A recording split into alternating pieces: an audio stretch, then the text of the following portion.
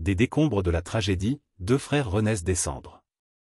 Unis par un passé de douleur et de trahison, Jake et son frère juré se lancent dans une quête explosive de vengeance contre les ombres qui ont détruit leur vie. Je n'étais qu'un garçon quand tout s'est passé.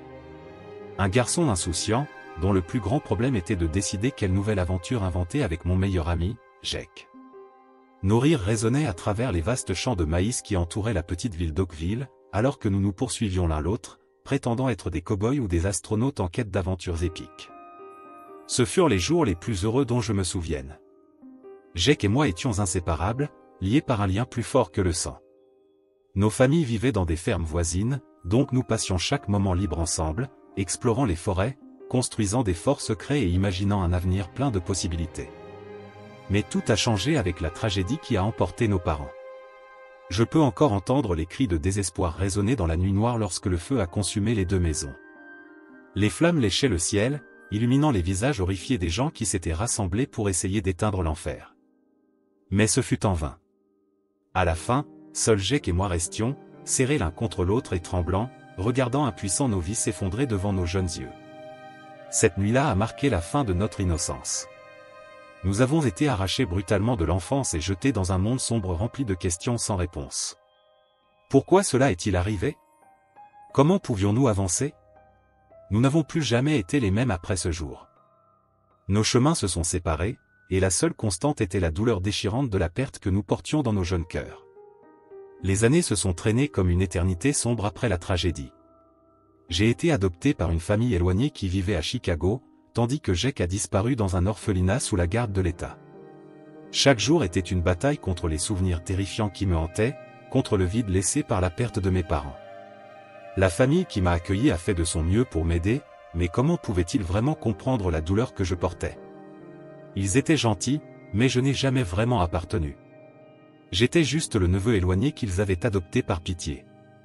Je me sentais comme un étranger dans ma propre maison, un intrus dans leur vie parfaite. J'ai cherché refuge dans le travail, me plongeant à fond dans mes études dans une tentative désespérée d'échapper à la douleur qui me rongeait de l'intérieur. Je m'enterrais dans les livres et les devoirs, permettant à mon esprit de se concentrer uniquement sur les connaissances factuelles devant moi.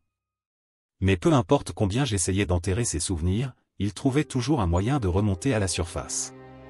Il suffisait d'un déclencheur inattendu, une odeur de fumée dans l'air froid du matin, un éclat de couleur chaude dans un coucher de soleil, et je me retrouvais transporté à cette nuit infernale. Je pouvais sentir la chaleur brûlante sur mes joues, entendre les cris agonisants résonner autour de moi. C'était comme si le feu avait marqué mon âme de cicatrices aussi profondes que celles que je portais sur ma peau. Mes rêves étaient peuplés de cauchemars vivides qui me laissaient éveillé, tremblant et trempé de sueur froide. Je revivais la tragédie nuit après nuit, regardant impuissant les flammes dévorer tout ce que j'aimais. Je me réveillais en panique, mon cœur battant si fort qu'il faisait mal, la gorge sèche à force de crier. Ces moments étaient les seuls où je me permettais de laisser les larmes couler, pleurant en silence la perte insupportable. Quant à Jake, il était devenu peu plus qu'une ombre lointaine dans mon esprit. Je réticentais à penser à lui, au garçon dont le sourire illuminait mes jours les plus sombres. Simplement, c'était trop douloureux de se souvenir de ce que nous avions et que nous avions perdu. Alors, j'ai enterré tout souvenir de notre amitié dans le recoin le plus profond de mon cœur. Jake est devenu un fantôme, un chapitre clos que j'ai verrouillé à double tour pour ne jamais le revisiter. Ou du moins, c'est ce que je pensais. Parce que le destin avait d'autres plans bien plus sombres pour nous deux. Les années ont passé alors que je me concentrais sur la reconstruction d'une vie à partir des décombres de mon passé. J'ai décroché un emploi stable, acheté un petit appartement et essayé de trouver une étincelle de bonheur dans cette existence monotone que je m'étais imposée. Mais peu importe combien j'essayais d'avancer, quelque chose me manquait toujours. C'était comme si une partie vitale de moi avait été arrachée cette nuit fatidique, laissant un vide que rien ne pouvait combler. Puis, un jour typique d'automne, lorsque les feuilles commençaient à se dorer sur les branches nues des arbres, mon monde a de nouveau été bouleversé. Je marchais précipitamment sur le trottoir bondé du centre de Chicago, la tête baissée étudiant quelques rapports, lorsque soudain j'ai heurté quelqu'un avec force. « Pardon, je ne faisais pas attention. » ai-je commencé à dire, en me baissant pour ramasser les papiers éparpillés. Mais en levant les yeux, les mots sont restés coincés dans ma gorge. Parce que là, debout devant moi après tant d'années, se trouvait la personne que j'étais certain de ne jamais revoir. Jake. Son visage était plus anguleux, les traits enfantins remplacés par ceux d'un homme, mais ses yeux verts étaient inconfondables. La même expression de choc et d'incrédulité que je savais être gravée sur mon propre visage y était inscrite. C'était comme si le temps avait été renversé et que je me retrouvais dans notre ville natale, face à mon meilleur ami après une journée ordinaire d'aventure. « Mike ?» La voix rauque de Jake rompit finalement le silence tendu. Il secoua la tête, comme pour s'assurer que j'étais réel. « Ce n'est pas possible. » J'ai avalé difficilement, mon cœur battant si fort qu'il faisait mal. Tout le tumulte de la ville semblait avoir disparu, ne laissant que Jake et moi dans un vide intemporel. J'ai pris une profonde inspiration, essayant de trouver les mots justes. Jake, c'est vraiment toi. Un sourire fantôme traversa ses lèvres, une ombre lointaine du bonheur que nous partagions lorsque nous n'étions que deux garçons insouciants. Ouais. Ça fait longtemps, hein? C'est alors que tout s'effondra sur moi comme un raz-de-marée. Les souvenirs que j'avais enterrés si profondément pendant toutes ces années remontèrent à la surface en une avalanche écrasante.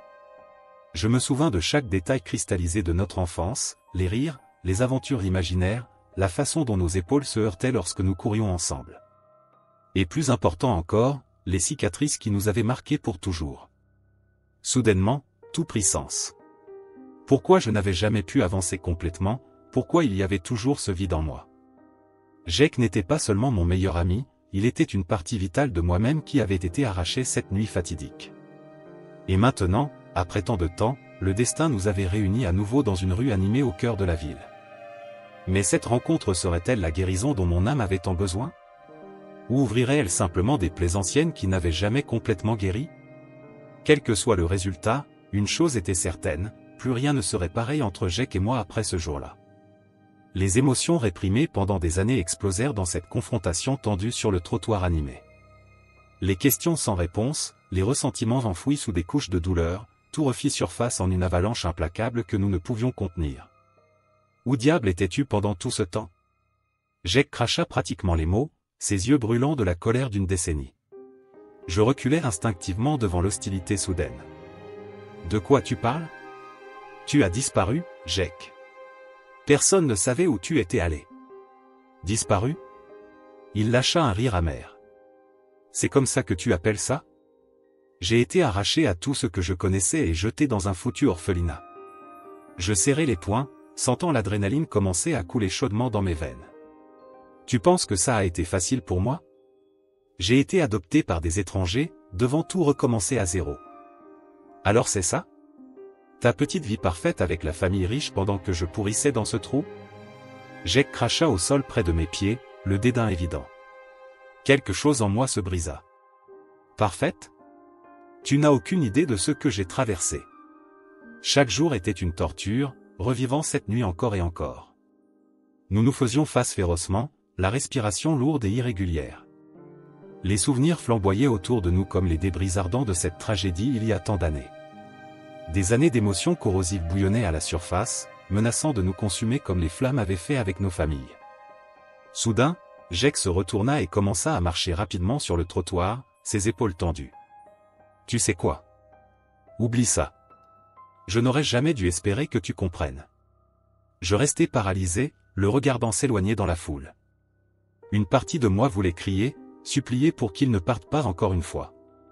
Mais les mots durs avaient laissé un goût amer, ravivant de vieilles blessures que je pensais avoir surmontées. Peut-être valait-il mieux ainsi, laisser Jake suivre son chemin comme un fantôme encore une fois. Faire semblant que cette rencontre n'avait jamais eu lieu et retourner à ma routine solitaire, bien que peu satisfaisante. Ce serait plus facile que de forcer cette plaie purulente à saigner davantage. Mais alors, en me retournant pour partir, quelque chose attira mon attention. Un éclat de lumière rougeâtre reflété dans la vitre d'une vitrine voisine. Ce fut comme un déclencheur primitif, activant chacun de mes sens en alerte maximale. Je me tournai lentement, mes yeux parcourant les rues jusqu'à trouver la source. Et alors, je me figeai complètement. Parce que là, de l'autre côté de la rue, c'était comme si les flammes de la tragédie étaient revenues des confins même de l'enfer. Un vieux bâtiment prenait feu, les flammes crépitant et rugissant en dévorant chaque centimètre de la structure malmenée. La chaleur était assourdissante, les flammes orangées dansant avec une malice sadique. En quelques secondes, tout devint flou autour de moi, les sons, les odeurs, les sensations. Tout ce que je pouvais focaliser était le feu. Je pouvais entendre les cris résonner dans mon esprit, comme si j'étais de retour à cette nuit terrible tant d'années auparavant. C'est alors que je réalisai que Jake se tenait là, juste en première ligne, regardant la destruction avec une expression illisible.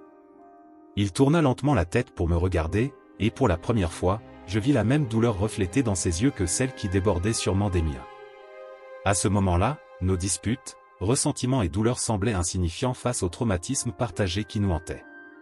Parce que peu importe combien nous essayions d'échapper, les cicatrices du passé seraient toujours là, nous poursuivant comme des bêtes sauvages affamées de notre douleur. Peut-être, juste peut-être, que la seule façon d'avancer vraiment était de faire face à ces démons ensemble. Après la confrontation dans la rue et le déclencheur viscéral du feu, Jake et moi savions que nous ne pouvions plus ignorer l'éléphant dans la pièce. Nous devions trouver des réponses, aussi douloureuses soient-elles. Nous nous regardâmes dans un silence tendu, la fumée serpentant encore autour de nous comme un rappel sombre. Jake fut le premier à parler, sa voix rauque remplie d'émotions conflictuelles. « Nous ne pouvons pas continuer comme ça, Mike. » « Pas après tout ?» Il fit un large geste en direction des décombres fumants. Assentit rigidement. Aussi douloureux que ce soit de revivre ces souvenirs, il avait raison. Le passé nous poursuivrait toujours jusqu'à ce que nous confrontions les démons une fois pour toutes. D'accord. Mais par où commencer? Cela fait des années. Jake plissa les lèvres un instant, puis ses yeux brillèrent de détermination. Je pense savoir par où commencer. Il me conduisit à travers les rues familières de notre passé commun, les mêmes chemins que nous avions parcourus tant de fois en tant qu'enfants insouciants. Enfin, nous nous sommes arrêtés devant un immeuble d'appartements délabré dans le quartier le plus pauvre de la ville. C'est ici que j'ai vécu depuis que j'ai fugué de l'orphelinat, dit Jake à voix basse. J'ai trouvé quelques petits boulots pour survivre.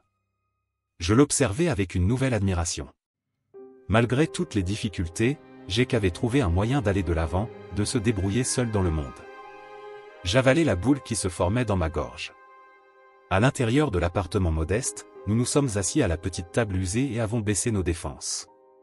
Jake a commencé à raconter son histoire, les années difficiles à l'orphelinat, le fait de devoir grandir trop vite. Comment il n'avait finalement plus pu supporter et avait fugué pour tenter de vivre par ses propres moyens. En l'écoutant, des souvenirs flous de mon propre parcours après la tragédie refaisaient surface. Je racontais la tension constante dans la maison de mes parents adoptifs, comment ils n'avaient jamais vraiment compris ma douleur. Comment je m'étais efforcé de réussir et peut-être un jour de trouver un but, mais j'avais toujours eu l'impression qu'il me manquait quelque chose. Nos histoires s'entremêlaient et nous commencions à combler les lacunes l'un de l'autre. Pourquoi n'avions-nous jamais été réunis après ce qui s'était passé? Pourquoi nos chemins avaient-ils été si séparés? Et surtout, que s'était-il vraiment passé cette nuit fatidique qui avait transformé nos vies pour toujours? À mesure que nous partagions nos perspectives, des fragments sombres commençaient à émerger. Des récits contradictoires, des demi-vérités racontées par des fonctionnaires du gouvernement et des assistants sociaux. Un tableau beaucoup plus sombre et néfaste émergeait des cendres de notre passé. Attends, tu veux dire qu'ils nous ont séparés intentionnellement? Jake s'étrangla, ses yeux verts écarquillés. J'acquiesçai lentement, mes entrailles se tordant de colère et de dégoût. Il semble bien. Et il y a plus. À mesure que nous déterrons de plus en plus de ce qui avait été enfoui, nous réalisions que nous avions été de simples pions dans un jeu beaucoup plus sordide. Pendant des années, nous avions subi les conséquences des erreurs des autres, victimes d'un système défaillant et de personnes sans scrupules. Alors que l'ampleur des révélations s'installait, Jake et moi nous regardions dans un silence hébété. Puis, pour la première fois depuis de nombreuses années, les larmes commencèrent à couler librement sur mon visage. Jake franchit la petite distance entre nous et me serra dans une étreinte serrée, son corps secoué de sanglots réprimés. À ce moment-là, toutes les douleurs et ressentiments semblaient insignifiants. Car bien que nous ayons été brisés, éparpillés en milliers de morceaux par le feu, nous étions encore deux morceaux d'un même tout. Nous n'étions pas seulement des meilleurs amis, nous étions des frères d'âme liés par un lien inébranlable qui avait survécu à la tragédie. Et peu importe à quel point la vérité était sombre, peu importe quel monstre se cachait sous les masques des gens respectables, ensemble, nous pouvions affronter n'importe quoi. Après tant d'années à errer dans le noir, nous commencions enfin à voir la vérité crue et nue. C'était comme si nous avions dépouillé couche après couche de mensonges et de tromperies cousues pour nous garder aveugles. Et plus nous dévoilions, plus le tableau devenait révoltant et amer. Tu veux dire que tout a été orchestré dès le début? Jake rugit, ses mains crispées en poings serrés. Ces salauds nous ont gardés séparés intentionnellement? J'acquiesçai avec regret, ma colère brûlant aussi intensément que les flammes qui avaient consumé nos vies des années auparavant. D'après ce que nous avons pu rassembler, il semble que oui. Nous avons été des pièces dans un jeu beaucoup plus grand dont nous n'avions aucune idée. Les fragments de preuves que nous avions rassemblés formaient un tableau troublant. Apparemment, certains individus corrompus dans le système avaient vu une opportunité lucrative dans la tragédie qui nous avait frappés. Avec nos familles hors du chemin, nous étions seuls et vulnérables, des conditions parfaites pour nous modeler comme bon leur semblait. Jake avait été envoyé dans un orphelinat sombre, pratiquement une prison déguisée, où des enfants étaient entraînés pour suivre éventuellement des chemins louches. Travail forcé, abus, lavage de cerveau, tout pour créer des jeunes jetables qui pourraient être exploités une fois adultes. Quant à moi, j'avais été confié à une famille riche et influente, mais qui avait des connexions sombres avec le même schéma pervers. Au début, j'avais pensé avoir eu la chance d'échapper au destin de Jake. Mais avec le temps, j'avais commencé à soupçonner que mon foyer adoptif n'était qu'une façade, une façon de me garder surveillé et contrôlé. Je commence à comprendre que nous n'avons jamais vraiment été adoptés, crachai-je avec amertume.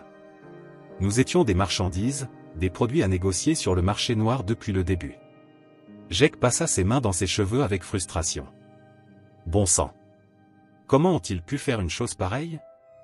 Transformer la vie de deux garçons en une blague sanglante juste pour le profit? Je devais me retenir de ne pas briser la table sous la rage qui me consumait intérieurement. Toutes les petites injustices, les signes que nous aurions dû remarquer plus tôt, tout faisait sens maintenant.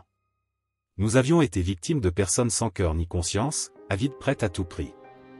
Mais à mesure que l'amertume cédait la place à la détermination, je levai les yeux vers Jake avec une nouvelle résolution. Ils ont peut-être essayé de nous briser, de nous conditionner comme ils le voulaient. Mais ils ont été stupides de penser qu'ils pourraient effacer complètement qui nous sommes réellement. Un éclat dangereux brûla dans les iris émeraudes de Jake lorsque nos regards se croisèrent. C'était comme si nous pouvions nous lire mutuellement, reconnaître le même feu indomptable qui brûlait en nous, la flamme inextinguible de notre liberté. Ouais, ils n'avaient aucune idée de qui ils avaient affaire, murmura Jake avec un sourire en coin. Ces idiots ne comprendront jamais la force qui nous unit, peu importe à quel point ils tentent de nous séparer. À cet instant, les pièces finales s'assemblèrent, formant un tableau cristallin. Peu importaient les origines sombres et néfastes, Jake et moi étions invincibles lorsque nous étions ensemble. Notre amitié, non, notre fraternité, avait des racines bien plus profondes que tout complot machiavélique pour nous détruire. Et maintenant que nous connaissions toute la vérité, nous pouvions marcher les yeux grands ouverts vers notre liberté. Car cette fois, c'était à nous de dire adieu aux vieilles chaînes et de tracer nos propres chemins. Avec la vérité déterrée et un nouveau sens du but nous unissant, Jake et moi savions qu'il était temps d'agir. Nous ne pouvions plus rester immobiles tandis que ceux qui avaient détruit nos vies continuaient impunis. Il était temps de rendre justice, quel qu'en soit le prix. Alors, quel est le plan? Demanda Jake, ses yeux brillant d'une détermination féroce. Comment allons-nous faire tomber ces salauds? Je mordis ma lèvre, pensif, un moment. Nous devons être malins à ce sujet. Ils ont clairement des ressources et de l'influence. Si nous essayons de les affronter de front, nous pourrions finir réduits au silence, définitivement. Jake acquiesça sombrement, la réalité de la situation s'installant. D'accord, alors nous devrons jouer leur jeu, utiliser la ruse contre eux. Exactement. Et je pense savoir par où commencer. Je tirai un morceau de papier griffonné de ma poche, révélant un nom et une adresse. Tu te souviens de cet assistant social qui semblait toujours nerveux près de nous? Je pense qu'il sait plus qu'il ne le laissait paraître. Un sourire lent se dessina sur le visage de Jake. Il est temps de rendre une petite visite au vieux Thomas, alors.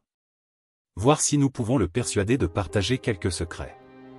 Nous nous préparâmes rapidement, enfilant des vêtements discrets et remplissant nos poches avec l'essentiel. Puis, d'un pas déterminé, nous sortîmes dans la nuit froide, prêts à commencer à retourner la situation. Nous trouvâmes Thomas sortant furtivement d'un bar à l'apparence douteuse dans la vieille ville. Il se figea en nous voyant bloquer son chemin, la peur inscrite sur son visage en sueur. « Bonsoir, Thomas » le saluai-je avec une cordialité glaciale. « Nous avons quelques questions pour vous. » « Je ne sais pas de quoi vous parlez, bégaya-t-il, ses yeux cherchant frénétiquement une route d'évasion. Mais Jake fut plus rapide, le saisissant par le col de sa chemise et le plaquant contre le mur de briques. « Oh, mais vous savez. Et vous feriez mieux de commencer à parler, sinon les choses vont devenir très inconfortables pour vous. » Sous notre regard impitoyable, Thomas finit par s'effondrer. Entre sanglots et supplications de miséricorde, il révéla tout ce qu'il savait, des noms, des lieux, des détails sordides du schéma qui avait ruiné tant de jeunes vies.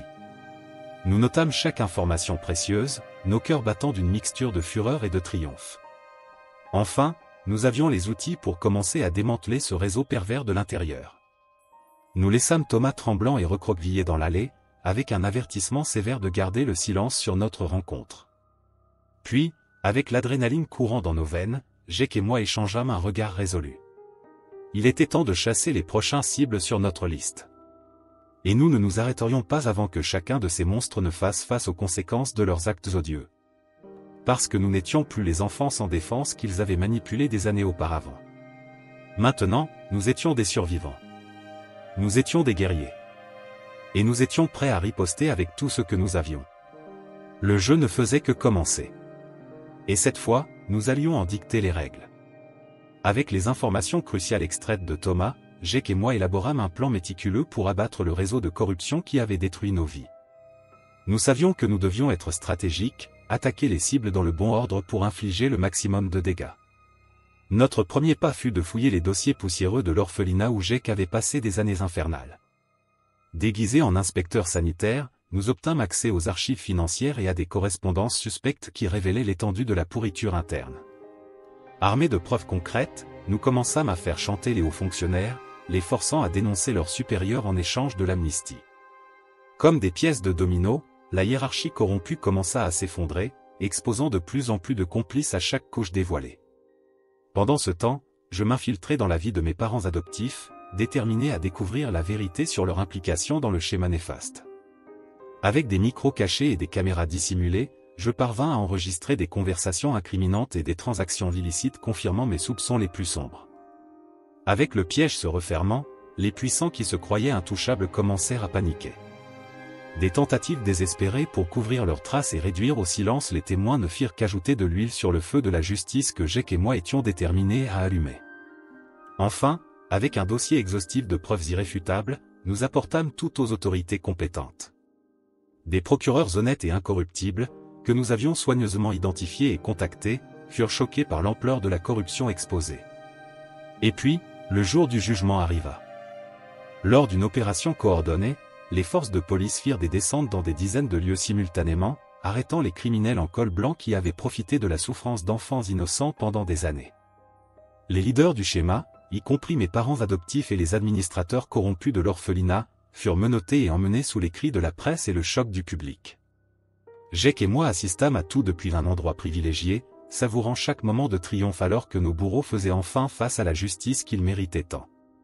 C'était une sensation douce amère, un mélange de soulagement, de satisfaction et une pointe de mélancolie pour ce que nous avions perdu et ne pourrions jamais récupérer.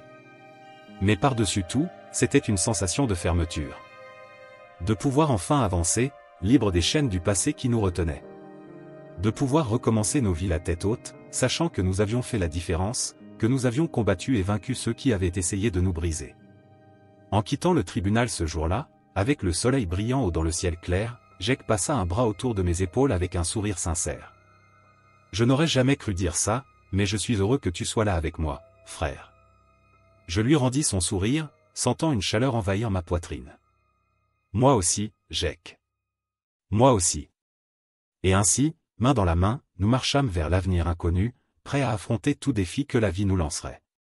Car peu importait ce qui se passerait ensuite, une chose était sûre, nous serions ensemble, comme cela aurait toujours dû être.